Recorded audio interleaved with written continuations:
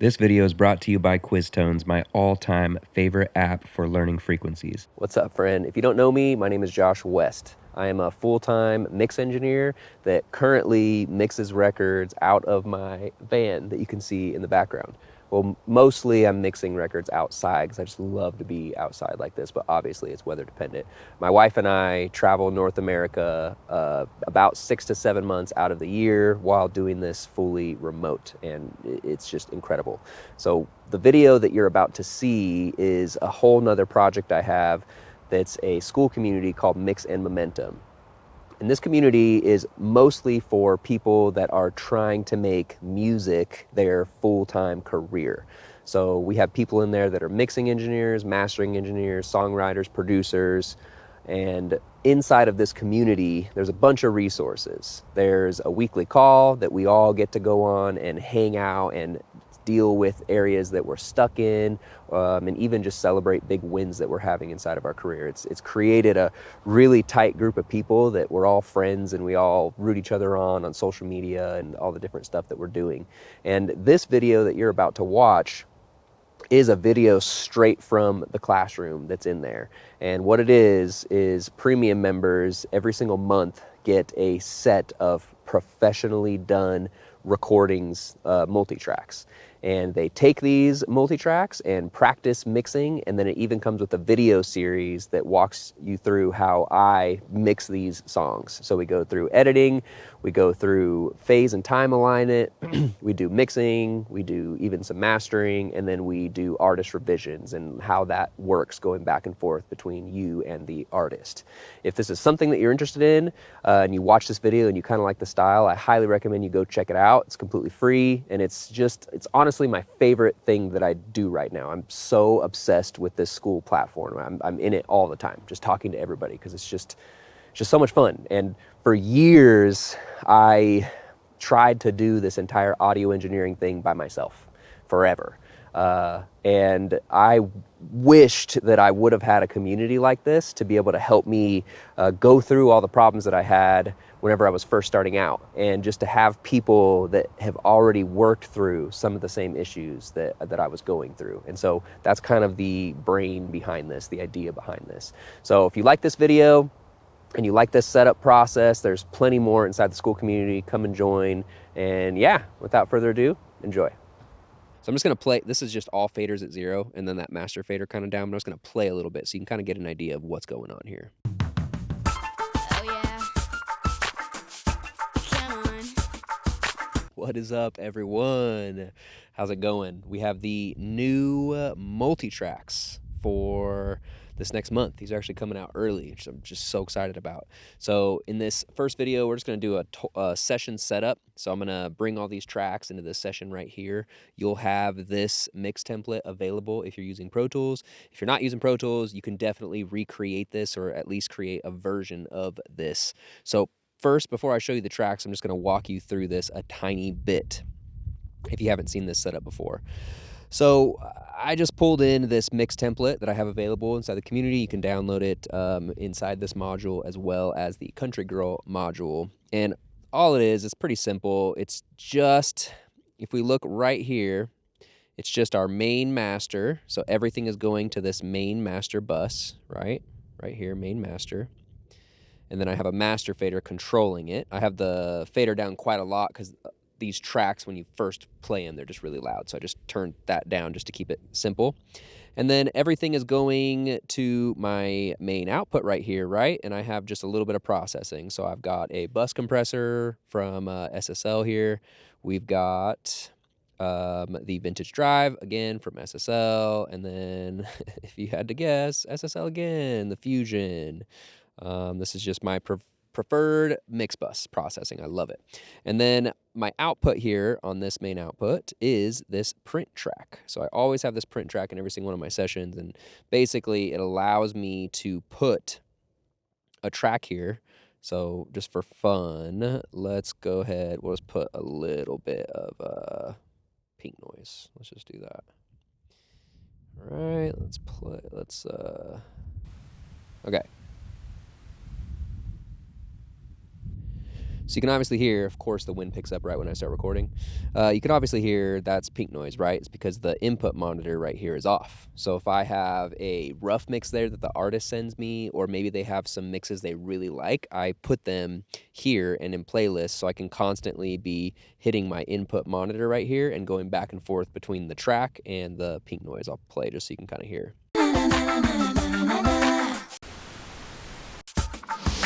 Right?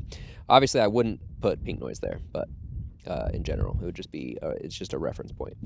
All right, so besides that, next up, we have these groups, VCA masters, whatever you really want to call them.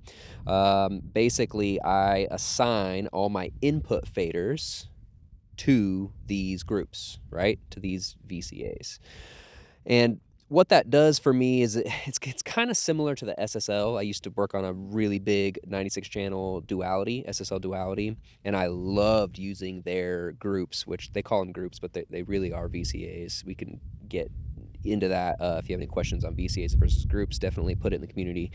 But I loved using those, and I got so used to them that I wanted to implement that into my in the box sessions, right? So I try to keep it as simple as possible. We might add a couple of these if there's a bunch of different instruments, but I basically use these to solo. So G for group drum. So I've got G drum. I can just solo that at any time, just listen to the drums. I got the bass, guitars, keys, vocals, and vocal effects.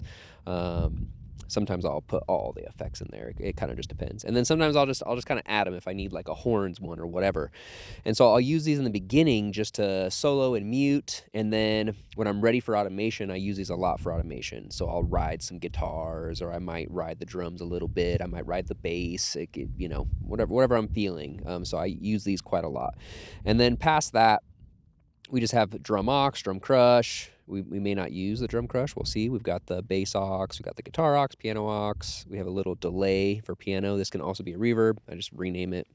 And then I've got my lead vocal aux, and we'll go through these as I put the audio files in this session. But my lead vocal will go to this lead vocal aux, which will also go to this parallel aux, and then both of these combine into my lead vocal combine, which is right here. All right. And then underneath that, I've got all my effects. So I have these, I basically save over these all the time, and I'll switch them out. But typically, like right now, they're just there in case I need them. Right. So they're really there. If I really need an effects of some sort, I'll just kind of come down here and be like, oh, sweet. I've got a room, a slap. I got a couple vocal effects. I got a snare verb, a drum room. I've got a vocal stereo delay, a verb I obviously haven't used, a stereo verb I probably haven't used very much, and then a delay verb. Sometimes I like to send my delays to a reverb, so I have that just ready to go. And that's pretty much it. So let's get into this session and how we are going to organize it, because this is the I'm getting all tongue twisted. Session setup. All right, so here's our tracks, and man, this song is so cool, and I'm so excited for you guys to mix it. It's very different than the mix that we just did inside the community, the Country Girl. So I'm just going to play. This is just all faders at 0, and then that master fader kind of down. I'm just going to play a little bit so you can kind of get an idea of what's going on here. Oh yeah. Come on. Oh, little sister, been thinking of you. Everything you've been going through, the world keeps spinning oh so fast. Wanna grow up, be in the next class. Been there, done that. Baby girl, aprovecha la vida. No matter where you are in life, little sister, dance with us tonight. Dance with us tonight. Come on, girl, don't be shy. Move to the rhythm. This is kind of a wild track, but it's going to be so much fun, and I can't wait to see what you guys do with it. It's going to be awesome. I'm genuinely excited to mix this one because it's really different than the stuff that I normally do. I don't normally do this stuff with so much like synthesizers and big bass synths and stuff like that. So it's going to be really, really fun. All right, so now that we have all these tracks, which I believe there's 80 something in this session. Now we just need to break these down, right? So I'm going to find all of the percussive and drum elements. And for me anyway, the key here when I'm setting up my session is I want to listen to this track as little as possible. I really don't want to skew my perception of the song by going in and hardcore editing and replacing things and whatever. Just me personally, I have a lot of friends that do that go in and edit or use assistants to edit. But me personally, I just like to get all my tracks in their right places, listen to them as little as possible, and then usually I'll be done there and take a day. Take a day to just forget it, basically, and then I'll come back and we'll do a fader mix, and that's in the next module. So that's kind of the goal here. So what we're gonna do is I'm gonna find. Obviously, we got a big hit here. We'll solo that. That's interesting. I guess we can basically consider that I'm just gonna color, just for now, we'll color all these ones red. We'll consider that like a percussive-ish thing, got a break synth, break LP. All right, so we'll just say that's that color, Kaba. Okay. What are these? Okay, so that's more of a vocal. Oops. Let's see. I think these are vocals. Okay, so that's the main vocal there. We got a clap. That is obviously percussive. Crunch guitar. We got a cymbal. Obviously percussive. Dance stack. What is that? Okay, some synths. Drum fills. And a hat. 808. Those are all drums. What is this? Hat LP. Okay, another hat. Nice. And then Joe Low LP. So this song has a ton of percussion. Another kind of percussive-y thing. Main LP. Okay, so this seems like this is like the main beat of this track here. Mallet. We're going to call that percussion. Marissa piano, plate LP. A lot of these. Reverse cymbal, reverse snare. We'll call that drums. And then rise. Be alright. Oh, Riz, I think. Guitar. Sine wave. This is a fun track. I hope you guys enjoy this one because it's just so unique. Okay, so we got some more claps. And I'm just coloring these just because we have so many tracks. I just want to really mark what these are real quick before I drag them up, just so I know what's going on, because there's so many weird names in here. It's hard to tell exactly what things are. And then what's this guy? Yeah, Triz LP. There's a lot of these names that aren't obvious. Okay, so I think we got everything. So now what we're going to do is I'm going to go through and I'm just going to select all of our reds. Keep it simple. We got all these red guys. And I don't know about you guys, but I love session setups. I don't know why. It's like something that just doesn't seem serious. It's like so chill to me. It's like this thing that you can do that's just relaxing, and there's not really any pressure. You're just kind of running through and organizing. It's like feels good. Feels good to organize. Okay. So we've got all of our drums here. Perfect.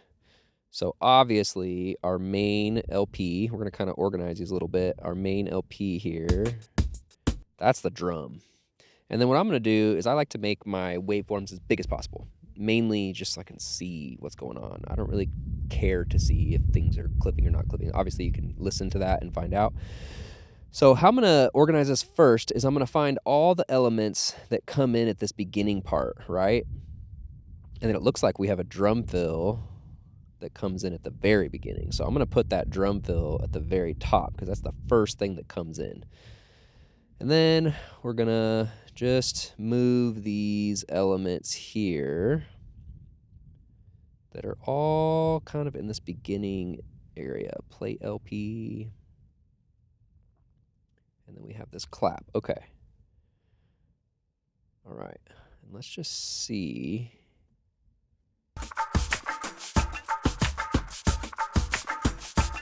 So interesting.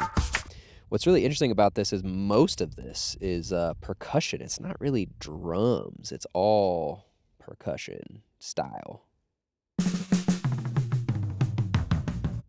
Ooh, I'm going to have so much fun with that drum fill intro. That's going to be sick. So I was going to do a percussion and a drums, but I think we might just keep them all together for now. And then I might later kind of bring them out as we get closer to something that sounds like a mix, right? All right, so then all I'm really doing, just because we have just so much drums, is we're just basically just organizing this stuff kind of like in the order that it appears. I like to do that sometimes because sometimes this stuff can be overwhelming when you're mixing this stuff, and sometimes it's just easier to have everything outlined in terms of when it's coming in. I don't know. Me personally, I do the same thing with guitars.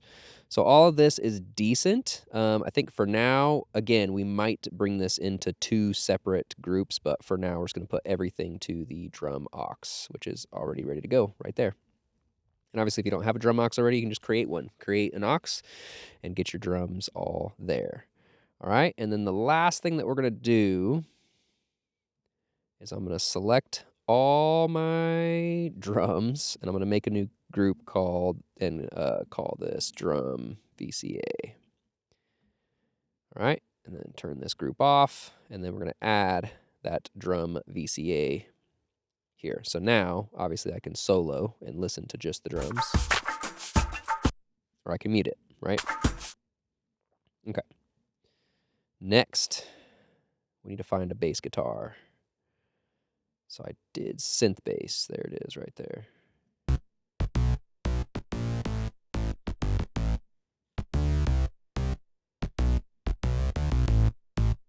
I love it so much.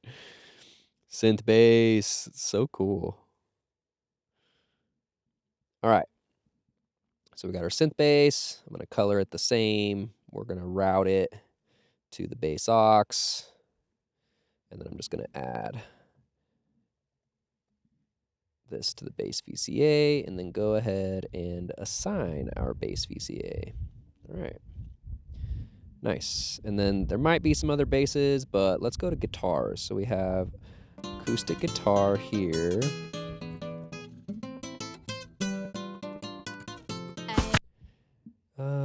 Let's see, is there anything else that's more guitar? We got crunch guitar. Whoa. Yeah. And then I don't remember what this was. Oh yeah. Oh, we got a wah guitar. Oh yeah, I like that. That sounds cool. All right, we got, what is this guy? Ghetto Fab. Who named these? This track, it was produced by Chris O'Mardian. Good friend of mine, and he's got some good names in here. I love it. Okay, rhythm guitar. We'll just go ahead and color that real quick. What are these? Vocal stuff, string, vocal effects, and then backgrounds. All right, so it looks like we got all our guitars. So again, we'll just select these guys real quick and then bring them on up and put them right there. And luckily, ooh, we were close on the color. Yeah, but I kind of like that color offset. We'll just keep that. All right, so our Ghetto Fab comes in. Usually I'll put the acoustic guitars separate, but for this I don't think I'm going to because they're all kind of similar. All right, rhythm guitar, got our acoustic guitar. I'm just going to put our acoustic on the bottom just so that it is a bit separate. And then we're going to route all of these to our guitar aux. Simple as that. We're flying through, and then we just need to add a guitar VCA. Boom. And then let's make this the guitar VCA. All right, sick. Okay, so next we have keys and piano. I'm just going to put them all in the same group. So we got our ARP synth. Yeah. I'm just going to color all this stuff purple. We got our, what is this, break synth. Let's see, I think these were, oh, whoops. Cami, I think, was the vocal. Okay. Cami X1. These are all should be vocal. Dance stack. I think that was vocal. No, that is a definite horn right there. Or not horn, but that is a synth. And then... Okay, these are horns, but they're synths. That's a synth sound. Nice. We'll keep the piano the same. And again, I've said this before, but I'm not trying to get too complicated with this. I want to just get in, get out, you know? Yeah, Okay, so that is all that. And then this was a synth for sure. And then string is basically a synth. Yeah, this is all synths. So we're just going to put all this in the piano aux. And then box effects and background vocals. Perfect. And I think I actually kept these selected this time. So we'll go up. Where are we at here? And we want the piano. All right. While we're here, I'm just going to make my piano VCA. I'm going to make sure and throw that. K is for piano, for keys. All right. Let's just get out of the way for a second. All right, so it looks like I'm just doing the same thing. I'm just organizing this kind of in the way that it appears. So we got our piano that comes in first. Looks like we got some horn stacks that come in. This break synth comes in last. We'll just put that at the bottom. All right, that works. And I'm going to put this dance stack at the bottom because this seems like a very key layer right here. Look at this. Look at this huge layer. So it's obviously going to be pretty important that these are working well together.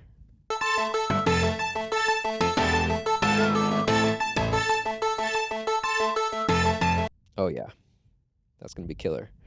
All right, awesome. So what we should have left, I think, is just vocal effects and vocals. So, oh, I missed one.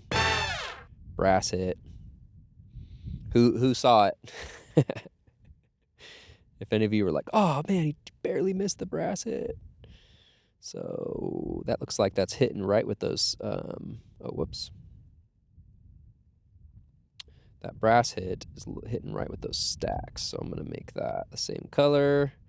And then what we're going to do is we're going to modify our piano group and make sure that that brass hit right there is added. Great. And then we can actually check. Yeah. It's an easy way to check. Okay.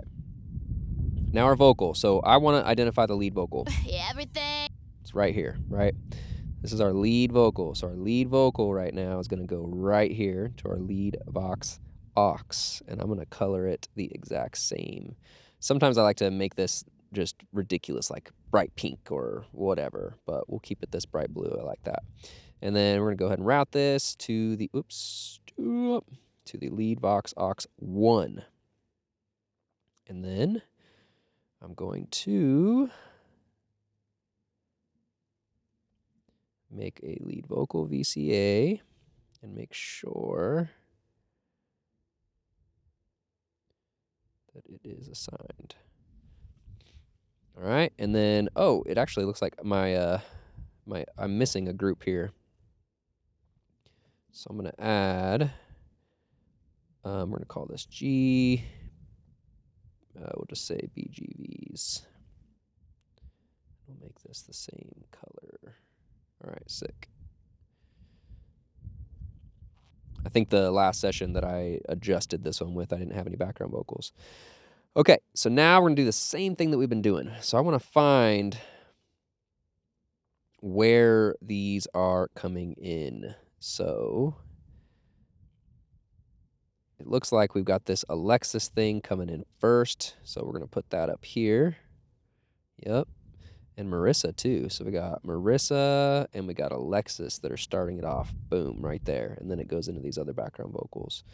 So we'll just move this Cami 2. I wonder if this is a double.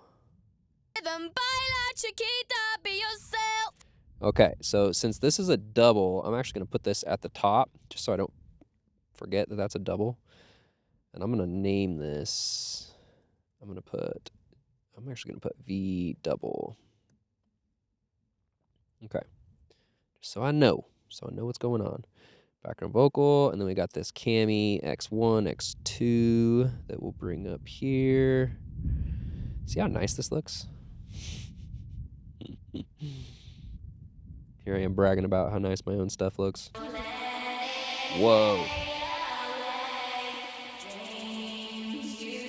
Okay, so this is obviously in the bridge section. They really wanted that type of effect, so they left it there. So we'll have to make that fit and make it good in there.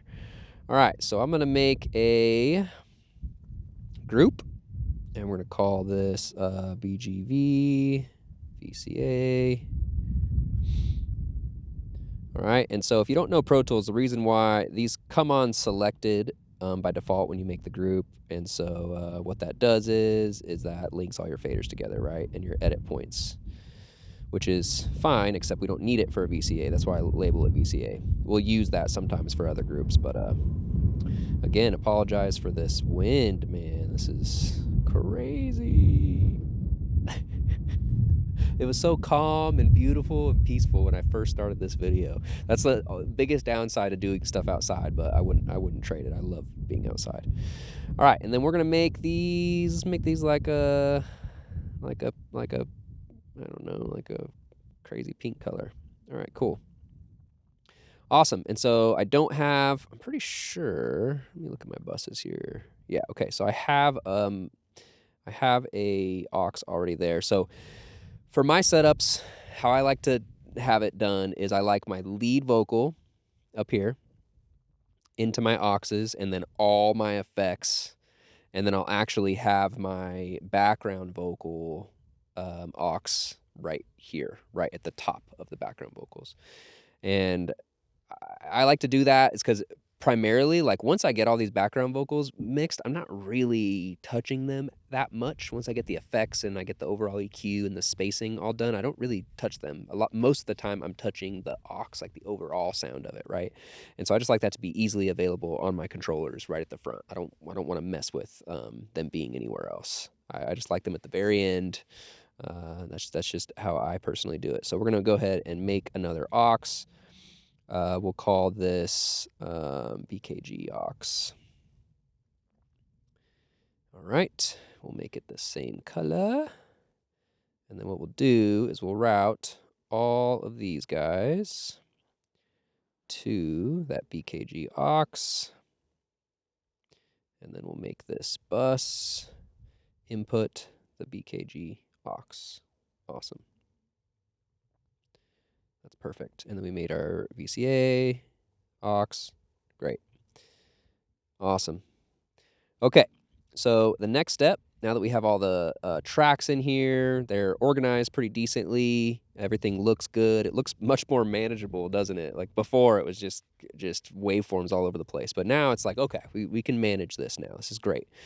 So for me personally, I love to have memory locations that are just showing and hiding tracks. And I mainly do that. I've explained it in other videos, but I mainly do this because my controller only has 8 faders.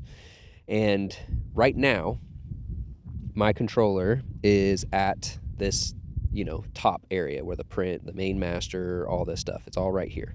And I can bank, and you can see the blue, right? If I bank back and forth. So I can sit here and bank through the whole session and mess with some backgrounds. And I'm like, oh, I need to get the drums. And I can go back and go to the drums, But it's terrible. It's not fun. I hate doing it that way. I just don't like it. Just me personally. I like to be able to hit something, it show what I have, and then I adjust from there. So how we do that is these memory locations. And so I have these saved on my controller too, so that I can just click them and they'll show up. I don't have to go to the screen and try and find them. And so I try to make these very simple. So I have an all tracks, which is what we have here. So since we made this, all I got to do is just right click. Oh, I didn't right click. See, that's the only negative there. I don't think we have anything that's hidden. So let's show all. No, it's everything. Okay. So I accidentally clicked and then, so we're going to edit this and hit OK, right? And so now we're good. And so if I hit my masters, which is masters there, you see it just shows my masters, but we're missing one, right? So I've got this guy, boom, that group. So I need to add that. So we'll edit.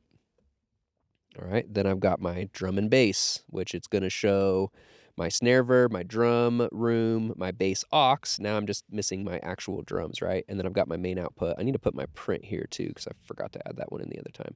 So all of these, I always have my print and my main output at least ready to go just in case I need them and so that I can reference them at all times. I don't want those hidden ever. So we'll just show all my drums. We'll show that synth bass. All right.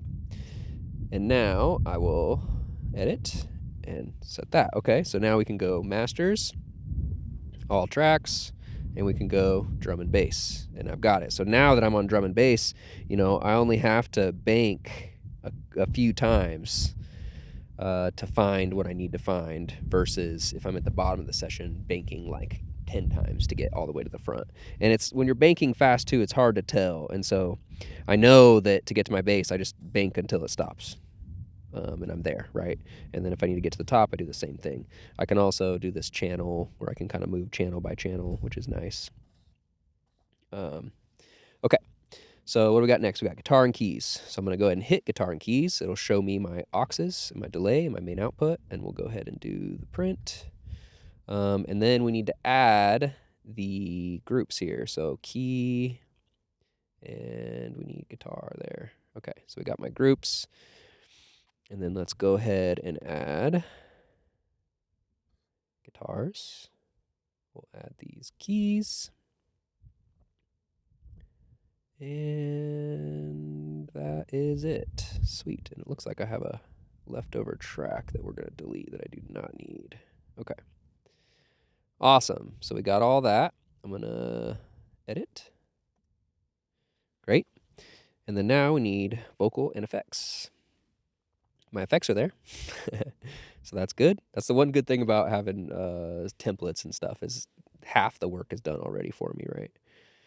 All right, and so we got everything. We just need our background vocals at the bottom here. Nice. Vocal and effects.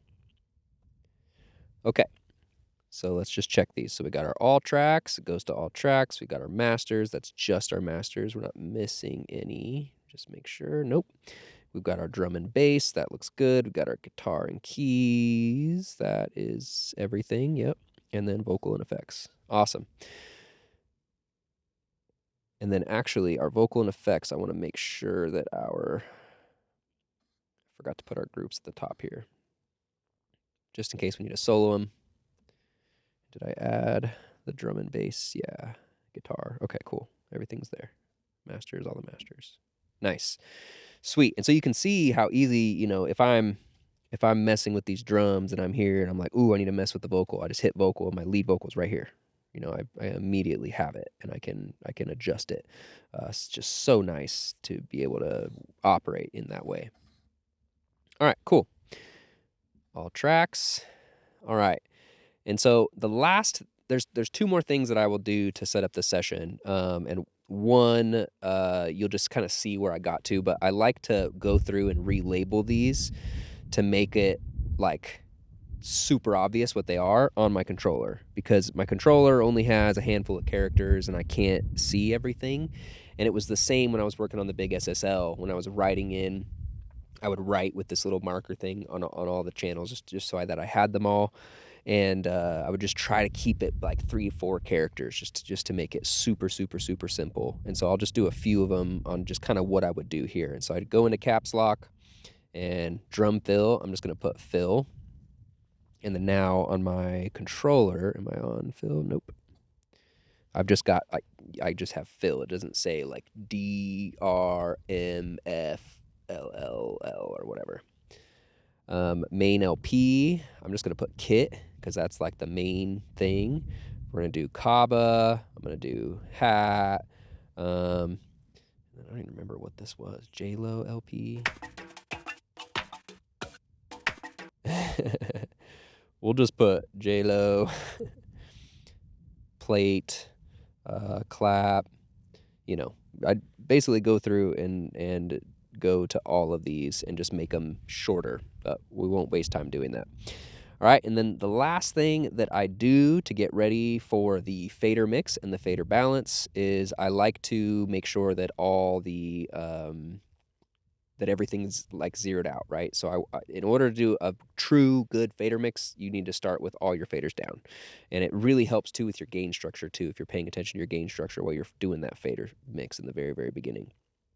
And so the first thing that we're going to do is I'm going to make my main master fader right here. I'm going to put that back at 0 because we don't need to bring that down anymore. And we'll go to each section. So we've got our drum and bass right here.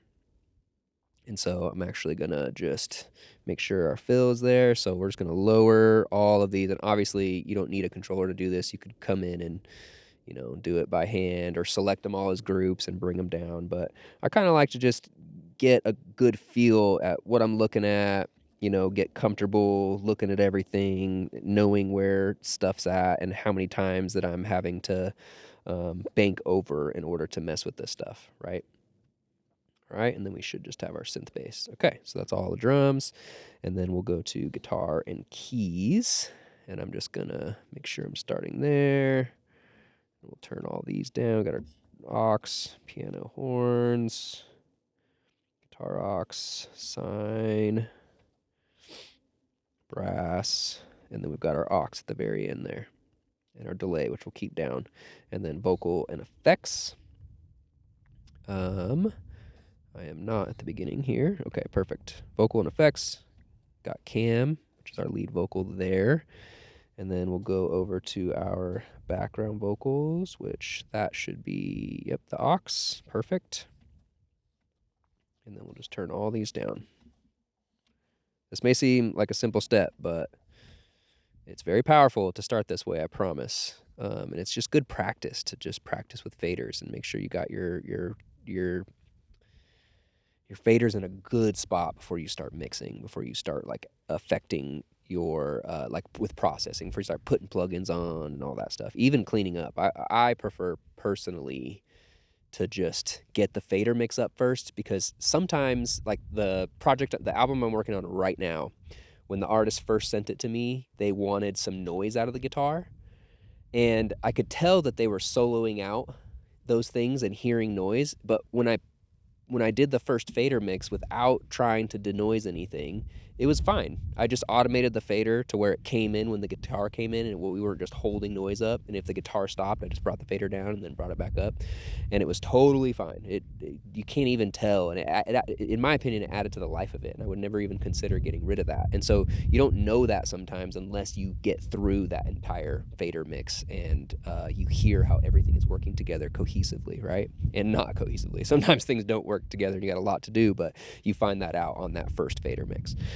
All right, so that is the setup. So usually I'll save it here. We obviously should push play and just make sure nothing's coming out. Yep, nothing's coming out. This is good. Oh, and I forgot one thing, which we'll have to do once we get the fader mix up, but because I already turned all the stuff down. But I'll do these markers, but we can do that in the next thing. It's not a big deal. Because I don't really pay attention to the markers in that first fader mix. I like to just go and just try and get the song as a whole to be cohesive. So we'll do that in the next video. But yeah, we're just going to do a save as. Now that we have the session set up, we're going to do a save as and do a V01. And we're going to call this edit, right? Because this is the saved edit. And then I'm going to go ahead and do another one for tomorrow. Fader mix. Awesome. So now we have, whenever I open up this session again, it's ready to do a fader mix. Once I get that fader mix done, then I'll save again, and then I'll do processing or whatever the next stage of the mix is, all right? And that is it. Thanks so much for watching this one. I'm excited for the next one, and I hope you enjoy these tracks. They're so cool, and I cannot wait to hear what you do with them. Peace, friend.